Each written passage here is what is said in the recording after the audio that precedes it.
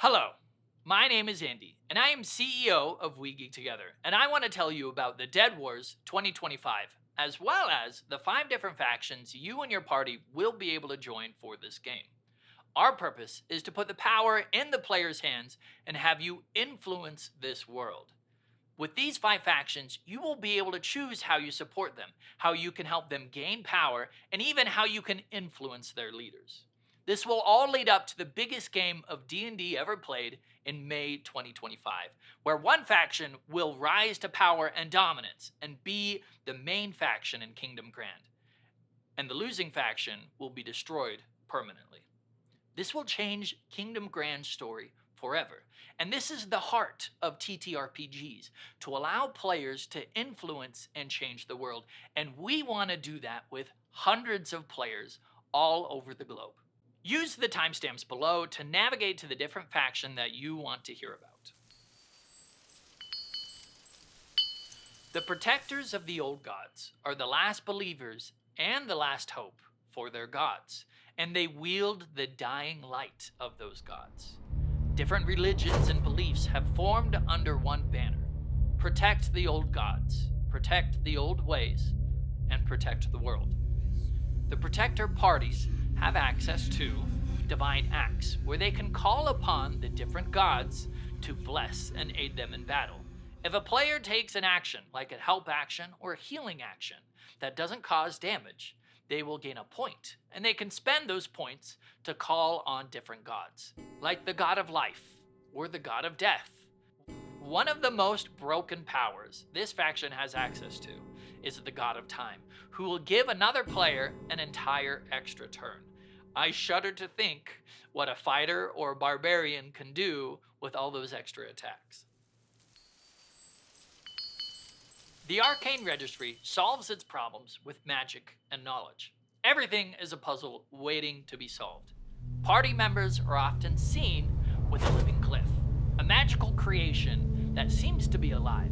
It has arcane runes engraved on the sides, and it moves and zips around, and it will grow more powerful as party members use magic items and magic spells.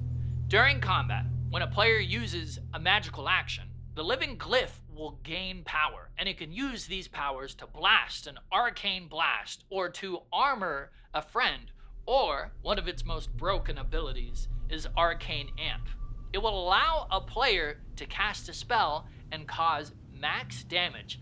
Imagine rolling all 6s when you cast that next fireball. Absolutely brutal. The Industrialists fight with steel and tech.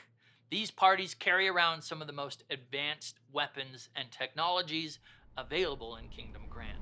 They are also often accompanied with a skittering device known as the Arcane Automaton. It seems to be powered by a crystal power source. While made of metal, it seems to have a life of its own, and the Industrialists often tinker and modify their Arcane Automaton to their own needs. Every party member carries a charge pack, and while they are near their Arcane Automaton, those charges are transferred over. It can use these charges to help an ally, to attack an enemy, or one of its most broken abilities is Feedback Charge, where the entire party gains electrical bonus damage to all damage dealt for an entire round. Talk about shocking. The Unbound are unlike all the other faction organizations. They do not march in rows, and they don't have a uniform, yet they are unified and well trained. The Unbound represent the everyman, the businessman, the construction worker. While not equipped with the most powerful spells or revolutionary tech, they do not need it. It is the strength in themselves and their bond as a team that can topple mountains and destroy any foe. Anytime a party member takes damage, it's an opportunity to learn. They can learn from their mistakes, which makes them harder to hit. They can study the enemy, which makes enemies easier to hit. Or they can strike as one, the most broken ability maybe in the entire game. where all party members for the next round are guaranteed a crit on their attack. If that doesn't sound broken, I don't know what is. And last, but certainly not least, is Nature's Pathway. Nature's Pathway party members seem to be connected to the living world itself. While they may fight with sword, shield, and spell, it seems that nature itself will move and aid these players in combat. It's not uncommon for seemingly impossible things to happen while these party members are around. And they have access to Nature's Wrath, a chaotic but powerful ability. At the start of every round, one player will roll a d6 and add those points to a pool. The party members can then use that pool for healing spores or tripping roots. Or one of their most broken abilities is poison spores, which will create a sphere of necrotic death spores. Very dangerous for any enemy to be in. However, nature can't be tamed.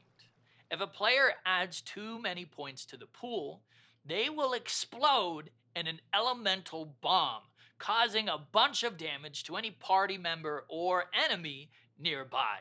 It's best to avoid becoming an elemental bomb.